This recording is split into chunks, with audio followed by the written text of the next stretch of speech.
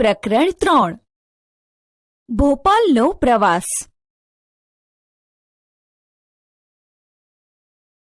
આજે સુગંધા ખૂબ જ ખુશ છે, કારણ કે તેની શાળાના બધા જ બાળકો પોતાના શિક્ષકો સાથે ભોપાલના પ્રવાસે જાય છે. મીનાક્ષીબેન અને રાકેશભાઈ શાળાના શિક્ષકો છે. તે બંને કુલ કેટલી બસની જરૂર પડશે તેના વિશે ચર્ચા કરે છે. મીનાક્ષીબેન: આપણને 4 બસની જરૂર પડશે. રાકેશભાઈ: મારું માનવું છે કે આપણને ઓછામાં ઓછી 5 બસ જોઈશે. મીનાક્ષીબેન: દરેક બસમાં 50 સીટ છે. રાકેશભાઈ: આપણે પહેલા જોઈએ કે કુલ કેટલા બાળકો પ્રવાસમાં આવવાના છે.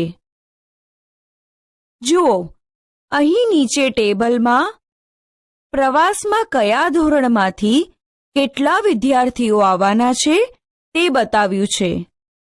અહીં આપેલ કોષ્ટકનો ઉપયોગ કરી નીચેના પ્રશ્નોના જવાબ આપો. 1. પ્રવાસે જનાર કુલ બાળકોની સંખ્યા શોધો. જવાબ: 33 + 32 + 42 + 50 + 53 = 210. પ્રવાસે જનાર કુલ બાળકોની સંખ્યા 210 છે. 2. એક બસમાં 50 બાળકો લઈ જઈ શકાય, તો 4 બસમાં કેટલા બાળકો લઈ જવાય? જવાબ: એક બસમાં 50 બાળકો લઈ જઈ શકાય, તો 4 બસમાં કેટલા બાળકો લઈ જવાય? આ શોધવા માટે 50 અને 4નો ગુણાકાર કરવો પડે. 50 અને 4નો ગુણાકાર કરતા જવાબ 200 મળે. આમ 4 બસમાં 200 બાળકો લઈ જવાય. 3. શું કોઈ બાળક એવું રહે જેને બેસવાની સીટ ન મળે? જવાબ: પ્રવાસમાં જતા બાળકોની કુલ સંખ્યા 210 છે, જ્યારે 4 બસમાં ફક્ત 200 બાળકો જ સમાઈ શકે છે.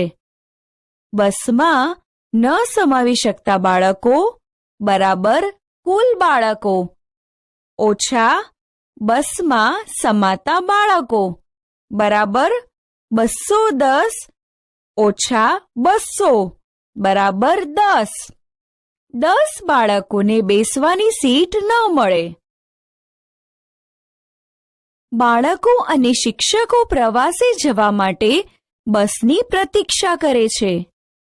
બસો આવવાની તૈયારી છે, તેથી વિદ્યાર્થીઓને લાઇનમાં ઊભા રાખ્યા છે. તેમાંથી એક છોકરી સાહિબા બસો આવી છે કે નહીં તે જોવા કૂદીને લાઇનની બહાર આવી. તે જોરથી બૂમ પાડે છે, હે, હું બસો જોઈ શકું છું. દોડો દોડો બારી પાસેની સીટ લેવા. ઘણા બાળકો આનંદથી કૂદવા લાગ્યા. પણ થોભો, આ શું? આ બધી વસ્તુ બહુ નાની છે. બધા દલીલ કરવા લાગ્યા. એક ટીચરે ડ્રાઈવરને કહ્યું, અમે તમને મોટી બસ લાવવા કહ્યું હતું. ડ્રાઈવરે જવાબ આપ્યો, મેડમ, અમારી પાસે મોટી બસ પૂરતી સંખ્યામાં ન હતી, તેથી અમે નાની બસ વધારે લાવ્યા છે. ટીચરે ડ્રાઈવરને કહ્યું, એક નાની બસમાં કેટલા બાળકો સમાઈ શકે? ડ્રાઈવરે ટીચરને કહ્યું કે મેડમ, દરેક નાની બસમાં 35 બાળકોને લઈ જઈ શકાય. હવે આપણે ગણતરી કરીએ.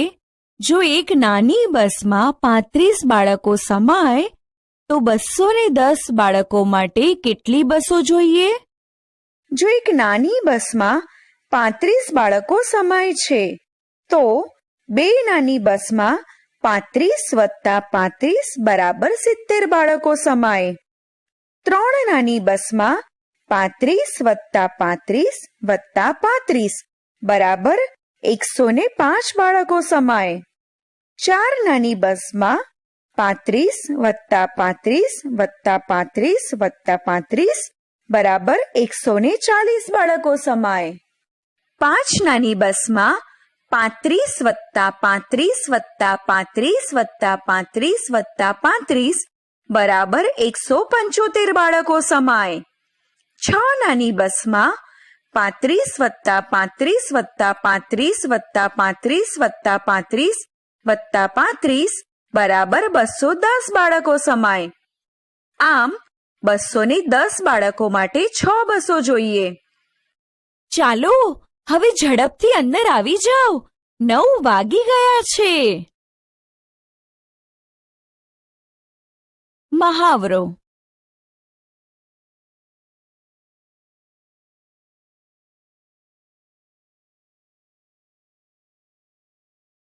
પ્રવાસની શરૂઆત. જેવી બસ ઉપડી બધા જ બાળકો મોટેથી ગીતો ગાવા લાગ્યા. કેટલાક બાળકો બારીમાંથી બહાર હરિયાળા ખેતરો અને ટેકરીઓની મજા લઈ રહ્યા હતા. ઇન્દ્ર, આપણે ક્યારે ભોપાલ પહોંચીશું? આશાબેન, જો આપણે ક્યાંય પણ રોકાયા વગર જઈશું તો 2 કલાકમાં ભોપાલ પહોંચી જઈશું. આપણે કેટલા વાગે નીકળ્યા? 9 વાગે. એમાં 2 કલાક ઉમેરતા કેટલા થાય? 11. તો આપણે લગભગ 11 વાગે ભોપાલ પહોંચી જઈશું. મંજીત, શું એ બહુ દૂર છે?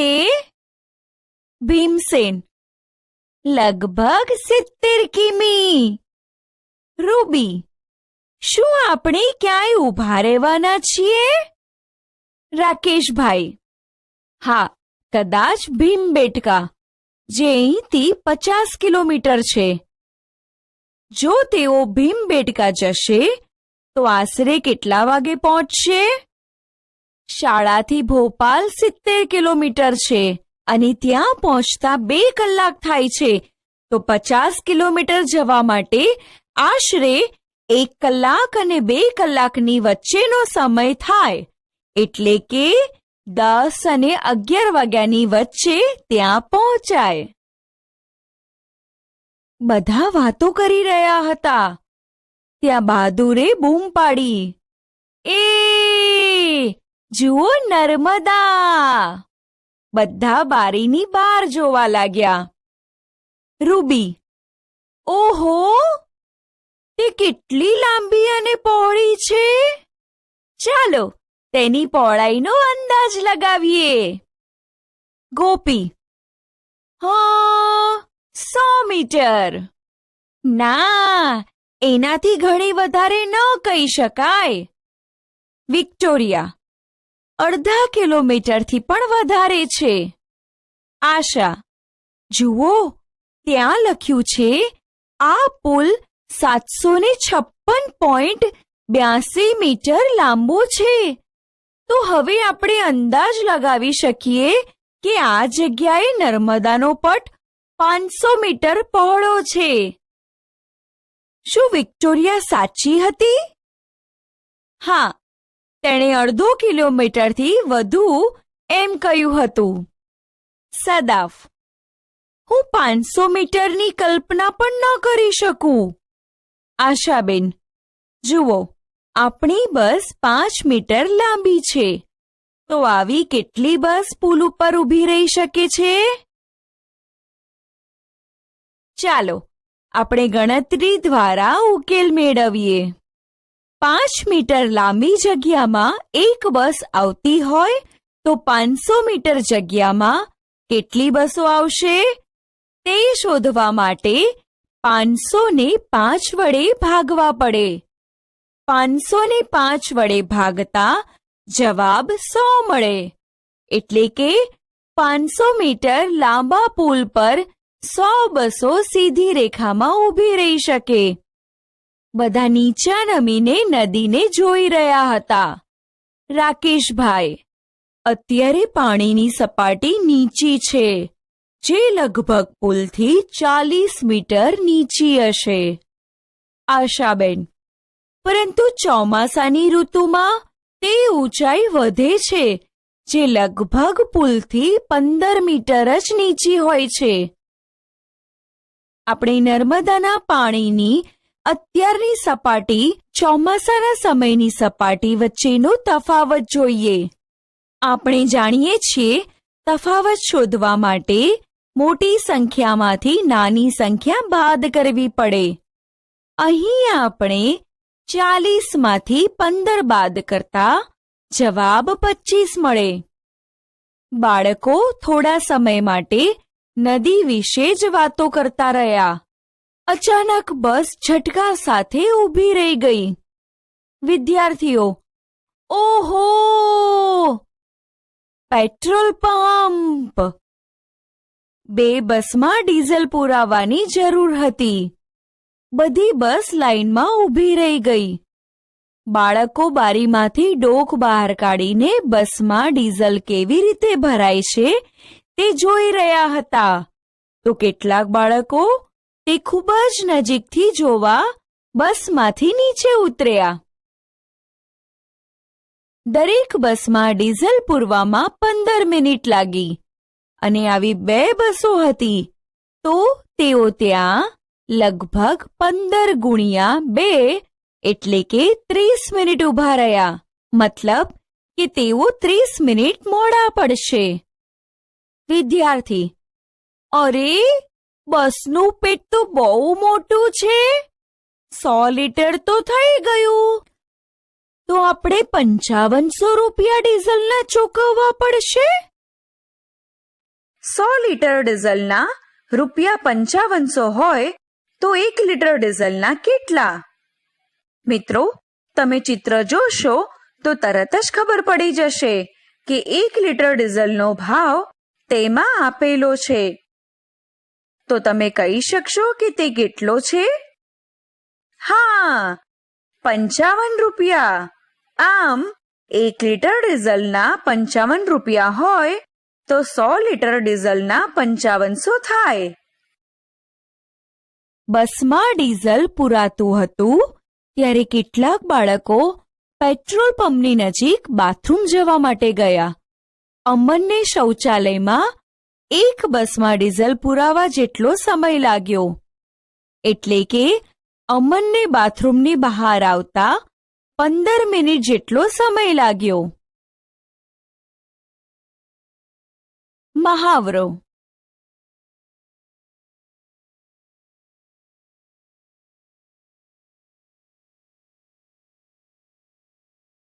ભીમબેટકા તરફ. બસમાં ડીઝલ પુરાવ્યા બાદ ફરી મુસાફરી શરૂ થઈ. હવે બાળકોને કહેવામાં આવ્યું કે આપણે ભીમબેટકા ઊભા રહીશું. અંજન: ભીમબેટકા શું છે? રૈનાબેન: આ સ્થળ 10,000 વર્ષ પહેલા લોકો દ્વારા બનાવેલ ઘણી બધી ગુફાઓ અને ગુફા ચિત્રોનું છે. સુમિત: 10,000 વર્ષ? હું 1,000 વર્ષ પહેલાનું વિચારી શકતો નથી. ગોપી: ઓ, 1,000 વર્ષ ઘણું બધું કહેવાય. હું 100 વર્ષનું પણ વિચારી શકતી નથી. ગૌરી: હું 100 વર્ષનું વિચારી શકું, કારણ કે મારા પપ્પાના દાદી 100 વર્ષના છે. મંજીત: એનો અર્થ એ થયો કે તે ગુફાઓ 100 દાદીઓની ઉંમર જેટલી જૂની થઈ. દરેક જણ ખડખડાટ હસવા લાગ્યા. હવે બાળકો ખરેખર ગુફા ચિત્રો જોવા ઉત્સાહિત થઈ ગયા હતા. તેઓ જ્યારે ભીમબેટકા પહોંચ્યા ત્યારે 11 વાગ્યા હતા. તેમાંથી કેટલાક વિદ્યાર્થીઓ અંદર ચર્ચા કરતા હતા. કમાલ છે, 10,000 વર્ષ પહેલા પણ લોકો આટલી સારી ચિત્રકારી કરી શકતા હતા, તે પણ પથ્થરો પર. તેમાંથી એક વિદ્યાર્થીની કહે છે, આ પથ્થરો હજારો વર્ષ જૂના છે. શંકર: આ ચિત્રમાં મોટા કદના જંગલી બળદો દેખાય છે. અરે, મને એક યુક્તિ સૂજી. હું આ ચિત્રમાંથી બળદો ગણું અને તું હરણા ગણ. બીના: હું લોકો ગણીશ. હવે આપણે જોઈએ કે કોની સંખ્યા સૌથી વધુ છે. જંગલી બળદો, હરણા કે લોકો? શંકર: 34, 35, 36, 37. મેં 37 જંગલી બળદો ગણ્યા. બીના: 112, 113, 114, 115, 116 અને 117 હરણા ગણ્યા. જંગલી બળદો કરતા હરણા કેટલા વધારે છે તે શોધવા માટે હરણાની કુલ સંખ્યામાંથી જંગલી બળદોની કુલ સંખ્યા બાદ કરતા જવાબ 80 મળે. આમ જંગલી બળદો કરતા હરણાની સંખ્યા 80 વધારે છે.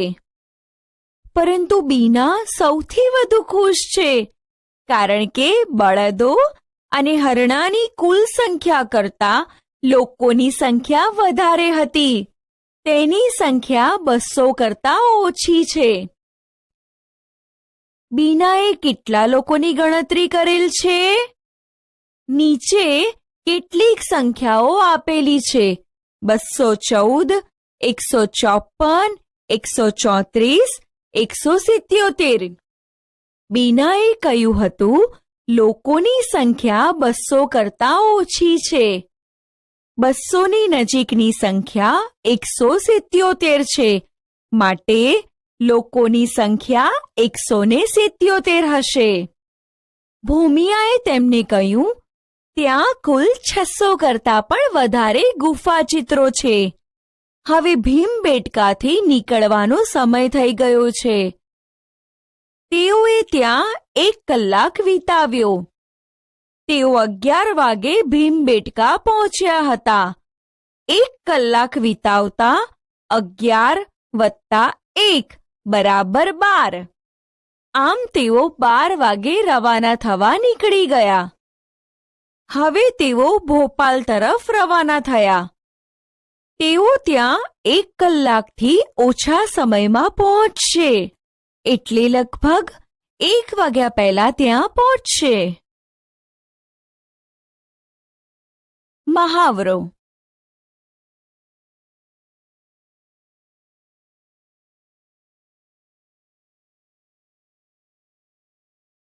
ભોજન સમય.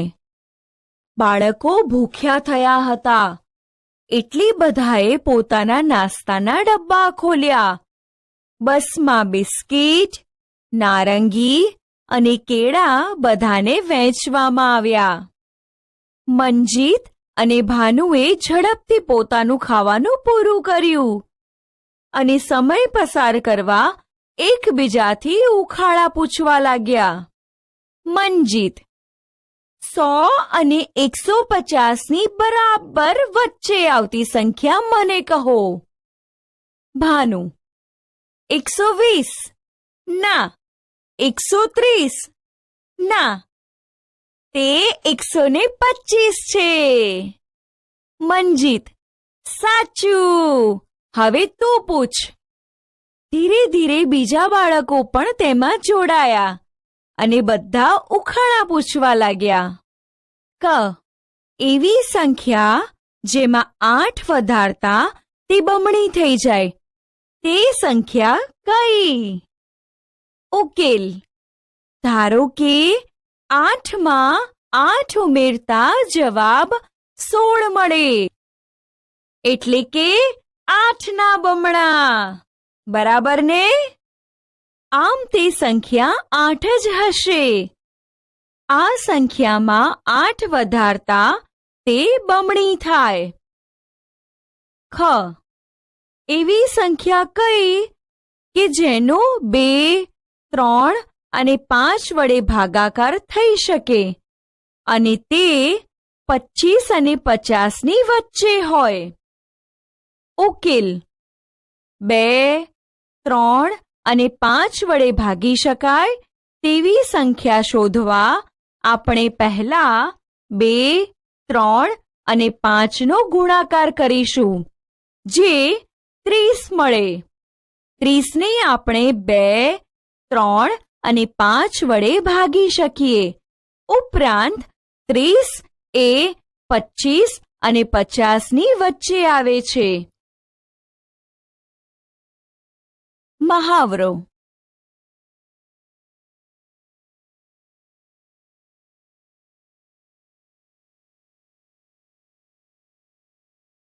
બધા ઉખાણા પૂછવામાં એટલા મશગુલ હતા કે તેઓ એક સરોવર પાસે આવી ગયા, એની પણ ખબર ના પડી. આ એક મોટું સરોવર હતું. સરોવરની વચ્ચે એક નાનકડો ટાપુ હતો. સરોવર એ સમયે ખૂબ સુંદર લાગતું હતું. તેમાં ઘણા બધા બતક ખૂબ જોરથી અવાજ કરતા હતા.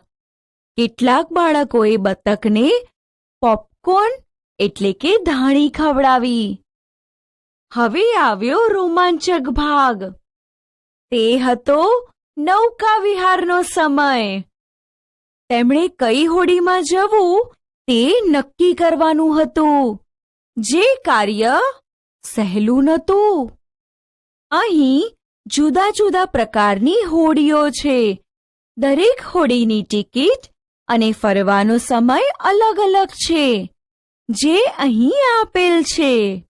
કઈ હોડીમાં બેસવું અને કોની સાથે બેસવું તેની ચર્ચા કરવા લાગ્યા. કોઈકે કહ્યું, આપણે 4 પેડલ બોટ લઈશું અને ગૌરીના જૂથ સાથે હરીફાઈ કરીશું. કોઈકે કહ્યું, અમે મોટર બોટ લઈશું, જે મોંઘી છે પણ ઝડપની મજા આવશે. બીજા બાળકો બોલ્યા, ચાલો આપણે હલીસાવાળી હોડીમાં જઈએ, તે બહુ મોંઘી નથી અને આપણે વધુ સમય શાંતિથી સહેલ કરી શકીશું. એવા બાળકો બોલ્યા જેમણે ડબલ ડેકરમાં જવું હતું.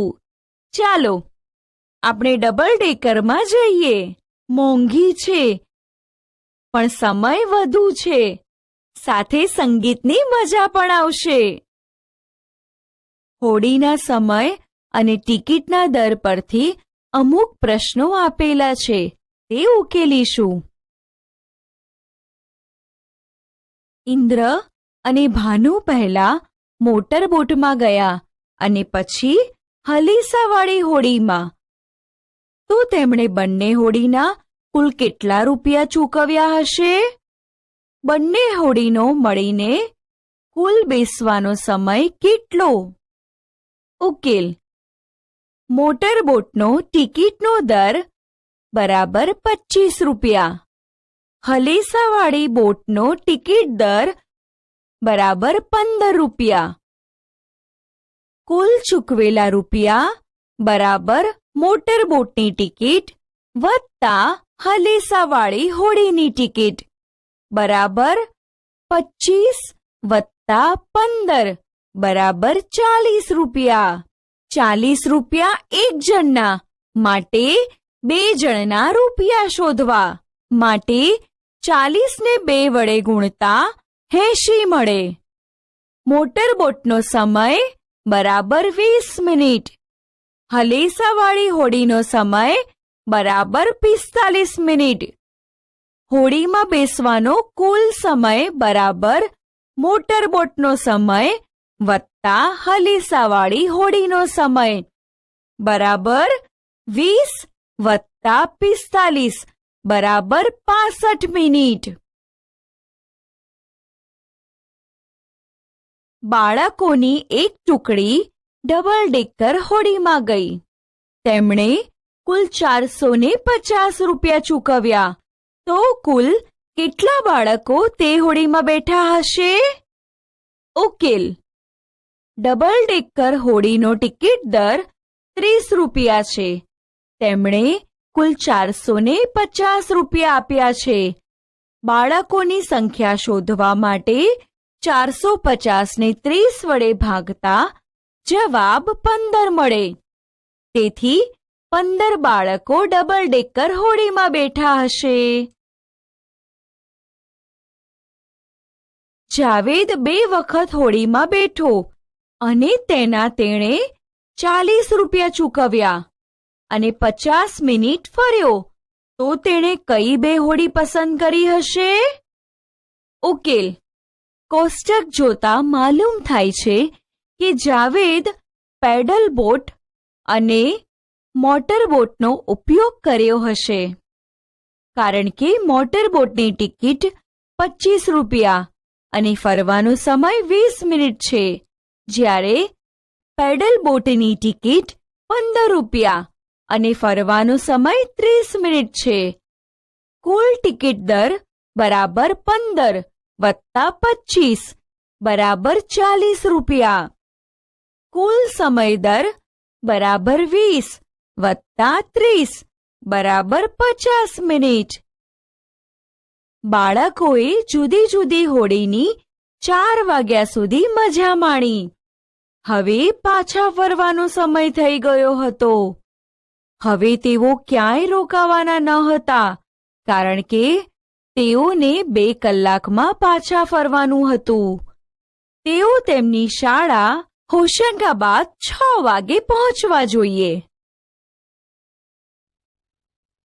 મહાવરો.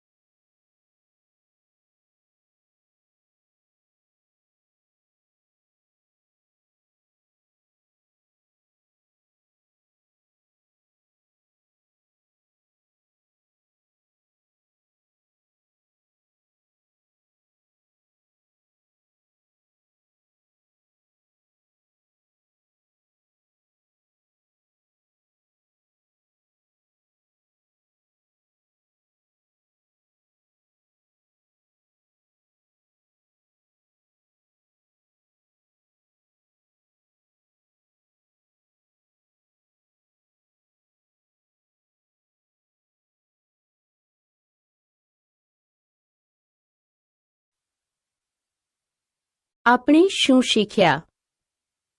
મૌખિક સરવાળા, બાદબાકી, ગુણાકાર અને ભાગાકારની મદદથી આપેલ ઉદાહરણનો ઉકેલ શોધતા. આપેલ ગાણિતિક કોયડાને ઉકેલતા.